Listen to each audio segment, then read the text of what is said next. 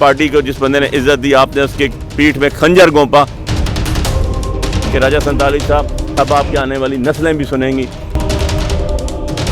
कि आप बेईमान भी हैं, आप झूठे कुरान उठाने वाले भी हैं, आप झूठे हलफ देने वाले भी हैं। इसलिए ये आपकी विरासत तक चलेगी। जैसे जायदाद विरासत में चलती है ना, वैसे ये भी आपकी विरासत में चलेगी। इखलाक की जरूरत होनी चाहिए।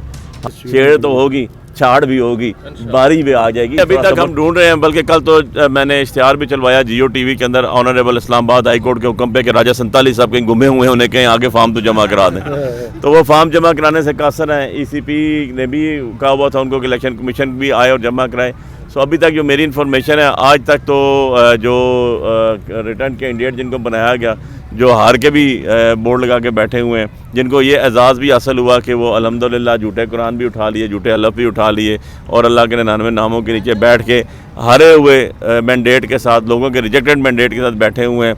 तो भाई उनके क्या कहने, उनको तो हमने कहा, भाई हमने नहीं कहा, अदालत ने कहा, इस्लामाबाद हाई कोर्ट ने कहा कि आ जाओ यार फॉर्म तो जमा करा दो, पता तो चले।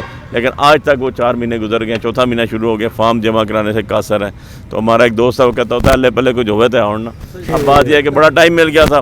जिस तरह वो जाली तरीके से बैठे हुए हैं, इस तरह जाली दस्तावेज बना के कर देते, कुछ तो कर देते, लेकिन आज तक उन्होंने नहीं किया। अब 30 तारीख को होपफुली इंशाल्लाह दोबारा ये समाप्त होगी और अल्लाह ने चाहा तो हम तो आखिरी दम तक लड़ेंगे। मुझे तो जज साहब ने पूछा कि जी अगर हलफ पे बात आ गई तो मैंने कहा जी कुरान से बड़ी किताब कोई नहीं और खाना काबा से बड़ा घर कोई नहीं है। हमें तो बस जो फॉर्म 45 उठाए हुए हमें तो आप लोगों ने दिए, अपने अपने कॉन्स्टिट्यूंसी से, अपने अपने UC से, अपने अपने पोलिंग बूथ से, अपने अपने पोलिंग एजेंटों ने हमें ला के दिए और अल्हम्दुलिल्लाह इस्लामाबाद की सबसे बड़ी विक्ट्री आई तो मैंने 48 की आई और आप लोगों ने दिलवाई। मैंने कहा जी हमारे पास तो मौजूद है, हम तो वहाँ जाने के लिए भी तैयार हैं, वहाँ जाके हलफ देने के लिए भी तैयार हैं और फॉर्म जिन लोगों ने दिए वो सारे के सारे तैयार हैं। तो उन्होंने कहा कि उन्होंने उठा लिया। मैंने कहा जी वो फिर बहुत ही आला हो गए, आला ईमान पे होंगे। हमें एक सीट नहीं, हमें 262 सीटें दे के भी कहा जाए ना कि झूठा कुरान हलफ उठाओ, तो हमने बेईमानी नहीं की, हमने झूठा कुरान हलफ कभी भी नहीं उठाए।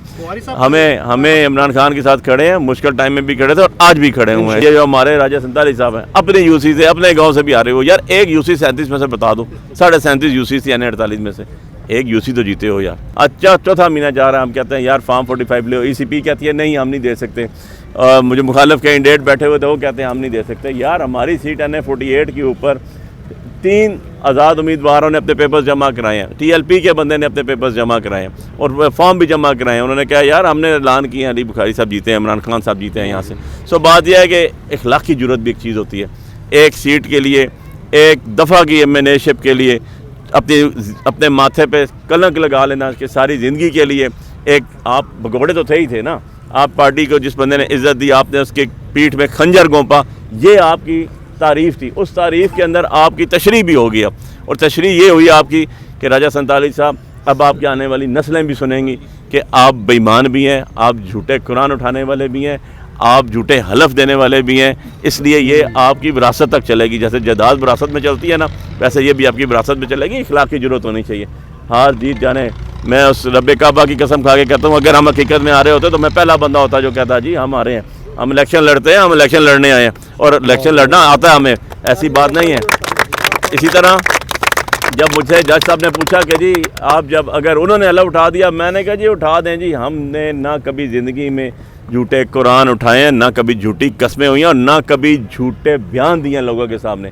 जज साहब अगर उन्होंने उठा दिए, उनका और अल्लाह का मामला तो होगा ही होगा ना। हमें तो एक सीट ही 262 सीटें दें, हम तब भी गलत बयानी नहीं करेंगे, जेल बैठ जाएंगे जाके, कोई मसला नहीं है। इमरान खान आज 8-9 महीने से जेल के अंदर बैठा हुआ है, आपके लिए, मेरे लिए, ज़ात की बात ही नहीं है। जब उससे बात होती है कहता है पहले लोगों का मैंडेट वापस करो, उसके बाद बात करेंगे।